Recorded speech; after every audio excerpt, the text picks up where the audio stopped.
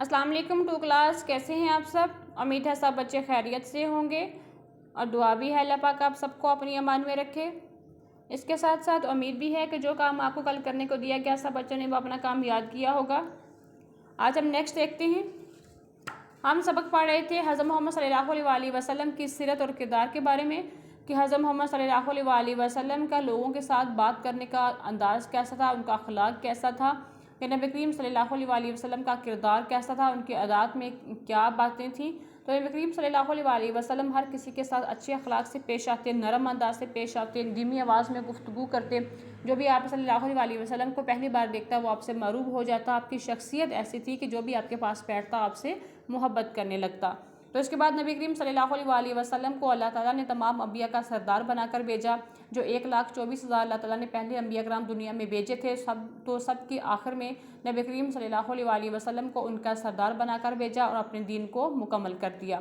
तो इसके साथ नबी करीम सल्लल्लाहु अलैहि वसल्लम जो थे वो किसी भी मामले में फ़ैसला सुनाने से पहले, किसी भी मामले को सुलझाने के लिए उसका फ़ैसला सुनाने से पहले क्या करते कि ख़ुद से फ़ैसला नहीं करते थे, सहाबा कराम को जमा करते, मशवरा करते, उसके बाद जो भी सबकी राय होती वो उसका फ़ैसला सुनाते। फिर नबी करीम सल्लल्लाहु अलैहि वसल्लम के किरदार में क्या था, वो किसी के साथ ज़बरदस्ती नहीं करते थे, मिलजुल कर रहते थे, दूसरों की मर्ज़ी के मुताबिक या जो अच्छी राय होती है उसके मुताबिक अपना फ़ैसला सुनाते। तो इसके हल इसलिए हमें भी चाहिए कि हमेशा गलत बात ना माने, हक़ का साथ दें, बुराई को रोकना चाहिए, अच्छाई को फैलाना चाहिए। और इसके साथ साथ जो नबी करीम सल्लल्लाहु अलैहि वसल्लम को झूठ, फ़रेब, चोरी, ग़ीबत और रिश्वतखोरी जैसी जो अदात थी वो नबी करीम सल्लल्लाहु अलैहि वसल्लम को सख्त नापसंद थी। तो हमें चाहिए कि अच्छा मुसलमान बनने के लिए हम क्या करें, हमेशा सच बोलें, इंसाफ से काम लें, किसी के आगे हम हाथ ना फैलाएँ, अल्लाह पर भरोसा करें, अपनी मदद आप करें और इसके साथ हम रिज़्क़ हलाल कमाएं, ईमानदारी से कमाएं, अपनी कमाई हुई रिज़्क़ में से ज़कात अदा करें, बुराइयों से खुद भी बचें, दूसरों के बचने की भी तलकीन करें और नेक कामों की तरगीब दें, दूसरों के हकूक़ और फ़राइज़ का ख्याल रखें। ये हमारा था चैप्टर।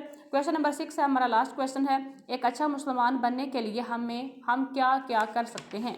एक अच्छा मुसलमान बनने के लिए हम क्या क्या कर सकते हैं। वैसे तो अगर हम देखें तो ये पूरे का पूरा जो पैराग्राफ है ये हमारे इस आंसर में आ सकता है, लेकिन हम इतना बड़ा नहीं कर सकते।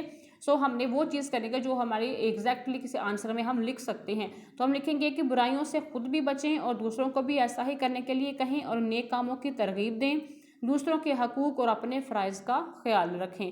क्या क्वेश्चन आ जाएगा, अच्छा मुसलमान बनने के लिए हमें क्या करना चाहिए कि बुराइयों से खुद भी बचें, दूसरों को भी ऐसा ही करने के लिए कहें और नेक कामों की तरगीब दें, दूसरों के हकूक़ और फ़राइज़ का ख्याल रखें। ये क्वेश्चन जो है क्वेश्चन नंबर 6 आपने कोशिश करनी है कि आप बुक के ऊपर ही लिख लें, लिख भी सकते हैं क्योंकि अगर ये 2 लाइन पे आपका ये क्वेश्चन का आंसर पूरा नहीं आएगा तो नीचे आप लेड पेंसिल के साथ स्केल के साथ एक और अच्छी सी लाइन खींच के सीधी जो बच गया वो आप यहाँ पे लिख लेना।